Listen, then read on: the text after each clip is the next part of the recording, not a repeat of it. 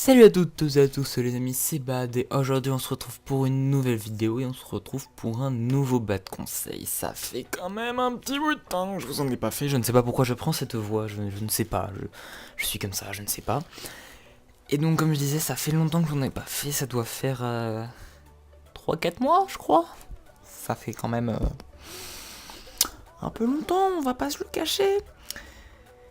Et donc, suite à cette grosse absence, on va dire, au niveau des Bad Conseils, je me suis dit pourquoi pas en ressortir un sur un animé qui m'a...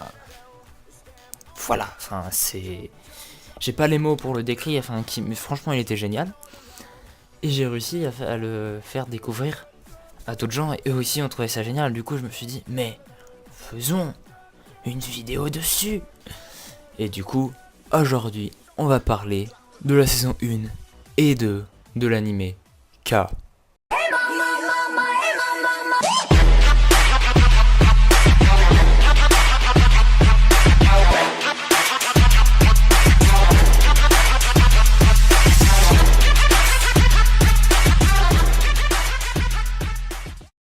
Bon alors comme d'hab on change pas les règles, hein. Si vous avez pas envie d'être spoil, bah vous partez, c'est tout, j'ai pas à me justifier parce que de toute façon toute la vidéo va vous spoil.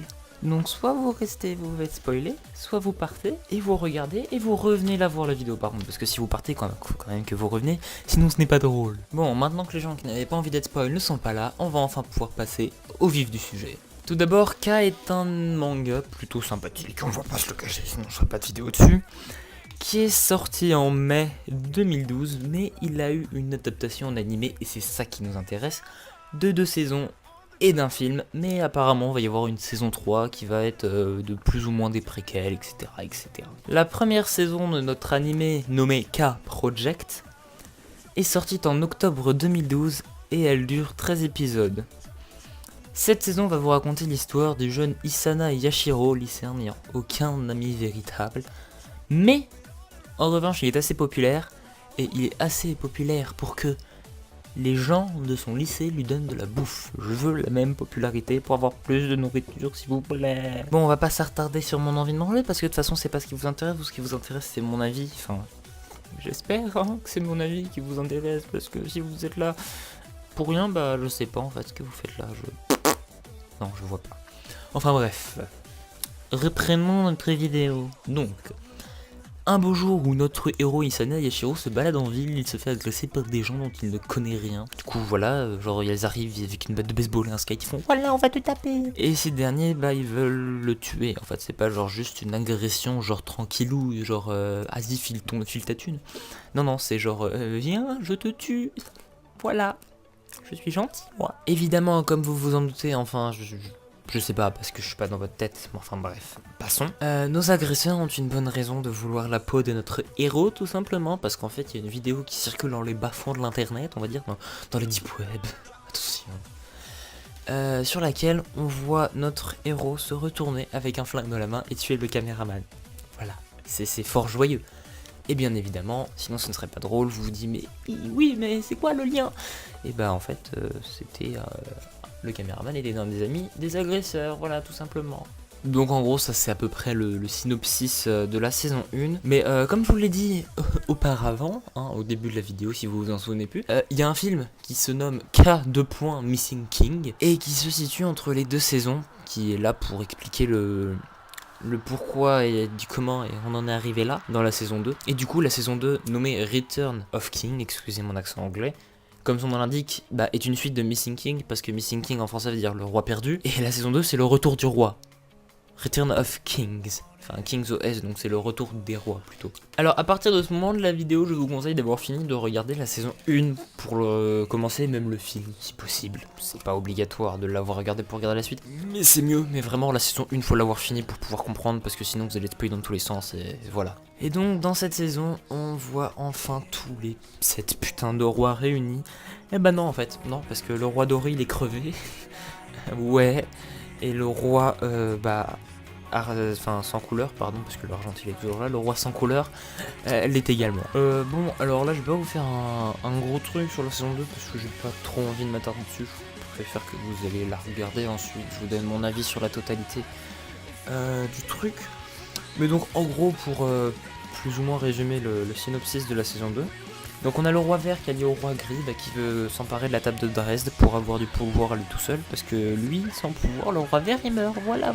Bon, maintenant que j'ai mis 5 putains de bonnes minutes à vous expliquer et à vous présenter l'anime, je vais maintenant vous donner mon avis. Donc comme vous avez dû le comprendre avec mes réactions au début de la vidéo, j'ai trouvé l'anime super bien. Mais il y a un gros point négatif, ça dépend de comment vous vous placez par rapport à l'anime. Mais moi j'ai eu du mal en fait à m'attacher au héros et à me projeter dans ce héros parce qu'on ne sait rien de lui en fait. On ne sait rien du personnage, même à la fin de la saison 1 il y a encore énormément de zones d'ombre et ça c'est un peu dommage.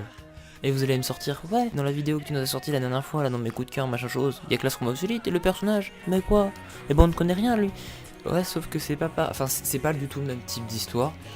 Et je pense que dans Classroom of the Elite, le héros vaut mieux qu'on sache pas ce qui s'est passé dans son passé pour le moment. Comme ça donne envie de regarder la suite. Enfin, de toute façon, même sans ça, j'aurais regardé. Voilà. Un autre point négatif, c'est comment ils ont amené en fait le système de rois. C'est genre, ils nous balancent comme ça, ils nous font alors il y a 7 rois. Il y a lui. Lui, il a tel pouvoir. Voici leur classement, et c'est tout. Et en fait, du coup, il y en a qui, comme moi au début, j'étais un peu paumé. On va pas se le cacher sur le début de l'anime. Donc ça c'est aussi un des défauts. Un des putains de gros atouts de cet anime, c'est la qualité graphique qui je pense est un putain de pilier de l'anime. Et en plus c'est fait par un studio qui est franchement pas connu et du coup édité pour eux un anime qui j'espère sera énormément connu par la suite. Et ce studio en question c'est Go-Enz. Et donc ce que j'ai kiffé franchement sur l'anime de ce qu'ils ont fait, c'est les plans de combat. En fait il n'y a pas de cut pour faire genre ça va vite etc. Genre en fait la caméra elle va suivre le combat, elle va changer d'angle mais elle va tout suivre. Il y a que très rarement des cuts pour que le combat soit dynamique. Enfin le combat est quand même dynamique hein. Ça c'est pas, vous n'avez pas à craindre que le combat ne soit pas dynamique, il l'est. Et franchement je trouve ça ultra bien tourné comment ils ont géré l'angle de caméra dans les combats.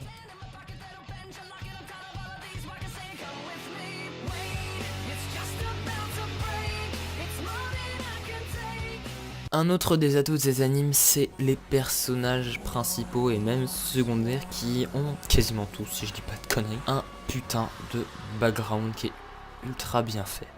Et un dernier atout que j'ai à vous donner sur cet animé, c'est qu'ils ont vraiment géré le rapport des puissances en fait entre le roi, le second, on va dire le troisième, et ensuite les autres membres, on va dire un peu lambda.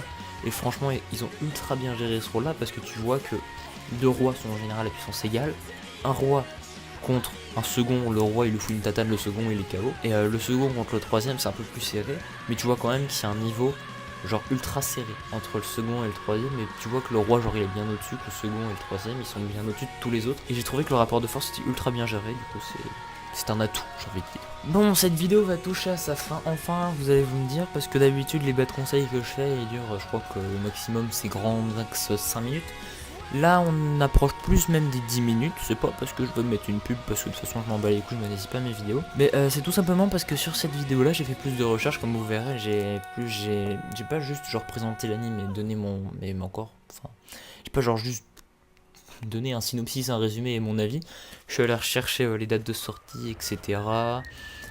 Les studios d'animation, bon j'ai pas donné l'auteur, je me dis que j'aurais peut-être dû le faire, mais enfin bon, on fera ça pour la prochaine fois. Et donc, si cette vidéo vous a plu, n'hésitez pas à liker, à commenter, à vous abonner si vous voulez ne rien rater. Sur ce, c'était Bad, bye bye.